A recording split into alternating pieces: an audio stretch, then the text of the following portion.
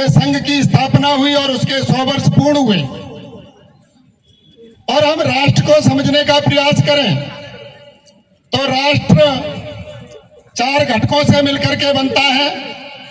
पहला होता है हमारी भूमि, भूमि पर रहने वाले लोग और लोगों का उस भूमि पर मालिकाना हक। ये 3 चीज ऐसे कहो ये शरीर है, और उस शरीर में जब तक आत्मा ना हो वो शरीर काम का नहीं होता। तो शरीर है ये 3 घटक, और आत्माएं हमारी ये संस्कृति, जिसके माध्यम से ये भारत सनातन संस्कृति के माध्यम से जाना जाता है। हम अपनी संस्कृति को समझने का प्रयास करें। आज हम अपनी संस्कृति को भूलते जा रहे हैं, और संस्कृति को समझने का ये उत्तम समय है। हम जानेंगे कि जहां हमारी भूमि है, हमारे लोग हैं, उस पर मालिकाना हक है, लेकिन हमारी संस्कृति वहां नहीं है तो वो हमारे अंग नहीं रहे। जैसे आप देख सकते हो बांग्लादेश,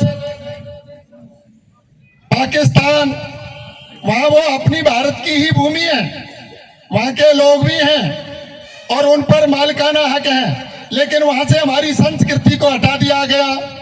इस कारण से आज वो हमारे अभिन्न अंग नहीं रहे।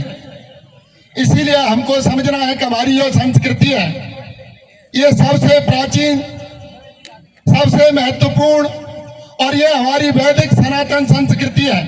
ये वेदों की संस्कृति है, और वेद में प्राणी मात्र के कल्याण के लिए कामना की जाती है। सर्वे भवन्तु सुखिनः, सर्वे सन्तु निरामया, सर्वे भद्राणि पश्यन्तु, मां कश्चित् दुख भाग भवेत्। सब सुखी हो, कोई न हो दुखारी, सब हो निरोग भगवन, धन धान्य के भंडारी। सब भद्र भाव देखें, सन्मार्ग के पथिक हो, दुखिया न कोई होवे, सृष्टि में प्राणधारी।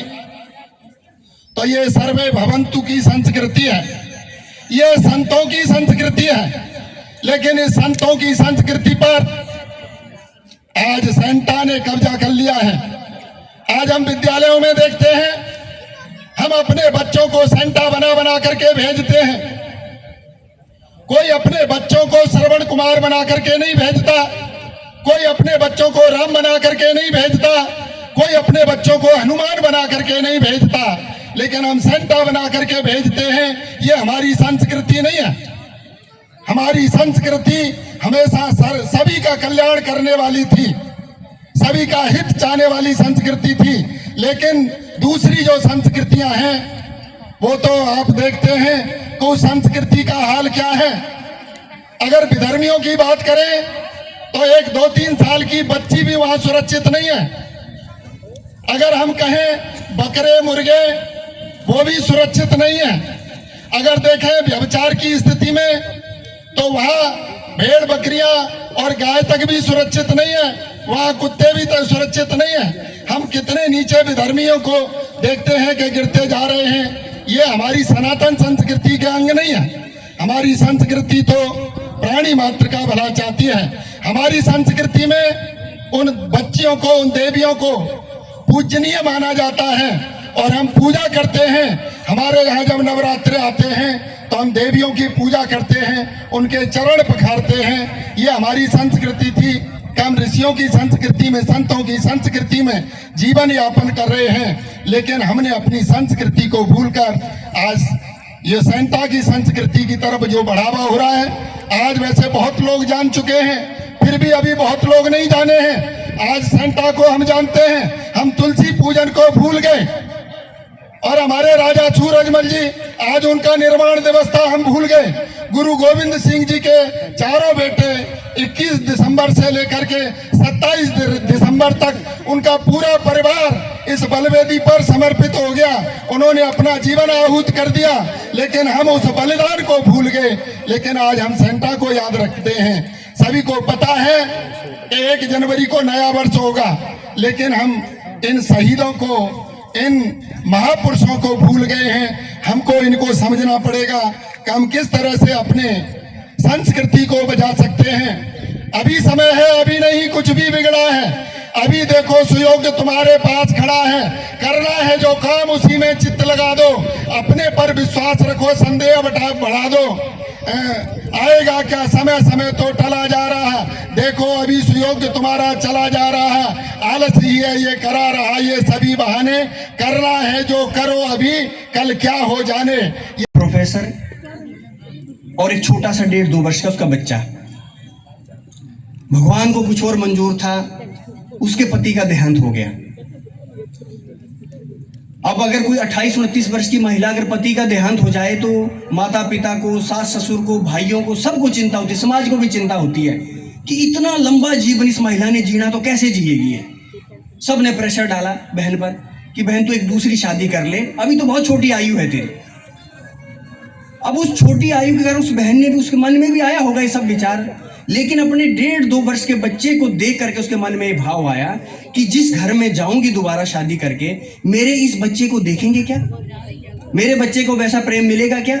इस प्रकार के अलग अलग प्रकार के भाव उसके मन में आने लगे। उसने अपने मन में विचार किया, अपने घर में बताया कि मैं शादी नहीं करूंगी दोबारा, मैं इस बच्चे के सहारे ही अपना एकाकी जीवन व्यतीत करूंगी और अपने बच्चे को पालू पोसूंगी और बहुत बड़ा व्यक्ति बनाऊंगी। बहुत असिस्टेंट प्रोफेसर थी, अच्छी जानकार थी, पढ़ी लिखी महिला थी, अपने बच्चे को बहुत अच्छी शिक्षा दी। शिक्षा इतनी अच्छी दी, MBBS कर बैठा और साथ में ऑर्थो स्पेशलिस्ट भी हो गया।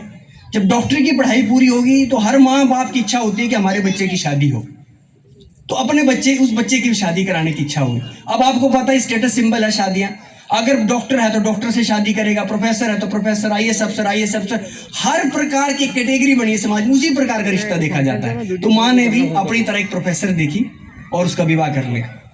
बहुत भरा भूरा परिवार, अच्छा चल रहा था, लेकिन भगवान को कुछ और मंजूर था। माँ को पैरालाइज अटैक हो गया, उसका चलना फिरना बंद हो गया। बस वो ऐसी स्थिति रही कि 1, 2, 4, 6 महीने में घर में ऐसी स्थिति बनने लगी कि पति पत्नी में लड़ाइयाँ शुरू होने लगी। मुझे कॉलेज भी जाना होता है, तेरी माँ को भी देखना होता है, इसके कपड़े भी धोने पड़ते हैं, सब प्रकार के जो घर में सामान्यता परिवारों में तो सब कुछ वहां भी होने लग गया।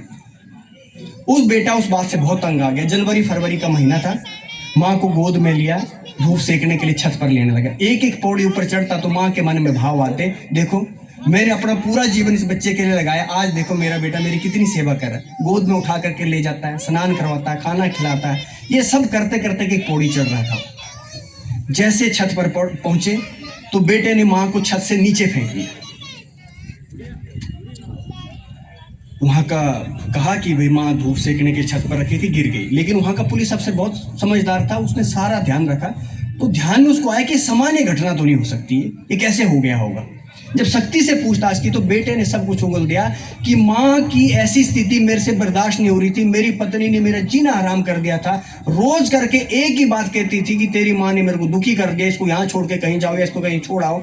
उससे मुझे लगा कि माँ से छुटकारा पाने का यही तरीका है कि माँ को ही मार दिया जाए।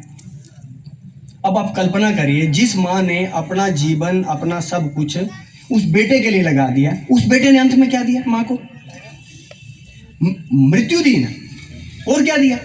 अब ये होता कैसे है?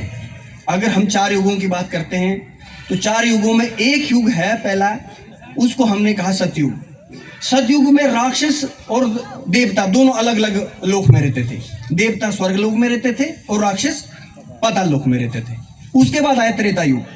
त्रेता युग में भगवान राम अयोध्या जी में और रावण लंका में, एक ही युग, एक ही उस पर आ गए, एक ही लोक पर आ गए। उसके बाद द्वापर युग आया। द्वापर युग में राक्षस वृत्ति और देव वृत्ति एक ही घर में आ गई, रावण, कौरव और पांडव। उसके बाद आया कलयुग। ये कलयुग है, यहां पर एक ही शरीर में देव वृत्ति भी है और राक्षस वृत्ति भी है। अब जिस बेटे ने इतना बड़ा कर्म किया, इतनी बड़े बड़े मां की हत्या की, तो वो कौन था? उसके अंदर की राक्षस वृत्तियां जगी थी, उसकी उस राक्षस वृत्ति ने मां की हत्या करवाई। अब हम सब लोग भी यहाँ बैठे हैं, हमारे अंदर की वृत्ति राक्षस वृत्ति है या देव वृत्ति? इसको चेक कैसे करना है? इसका कोई पैरामीटर है क्या? तो इसका पैरामीटर है, अगर किसी व्यक्ति के दुख को देख करके अगर आपको दुख नहीं हो रहा है, आपको खुशी हो रही है कि इसको बहुत अच्छा हो रहा है, दुखी है, पीड़ित है, इसका बुरा हाल हो रहा है, अगर आपको खुशी आ रही है तो इसका मतलब आप राक्षस वृत्ति की तरफ जा रहे हैं। अगर किसी व्यक्ति का दुख, दरिद्र देख करके आपके मन में दुख, तकलीफ की भावना आती है, इसका मतलब आप देव वृत्ति की तरफ जा रहे हैं। हम सब लोग जो यहाँ बैठे हैं आज, हम सब लोग अगर अपने आप को देव वृत्ति की तरफ लेना चाहते हैं तो अपने आप को चेक करें, अपने ऊपर नजर रखिए।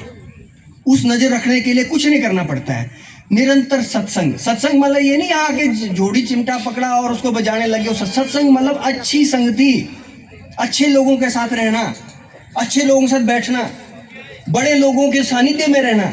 ये सब प्रकार की वृत्तियां जब तक हमारे बीच में नहीं आएगी तब तक हम आगे नहीं बढ़ सकते।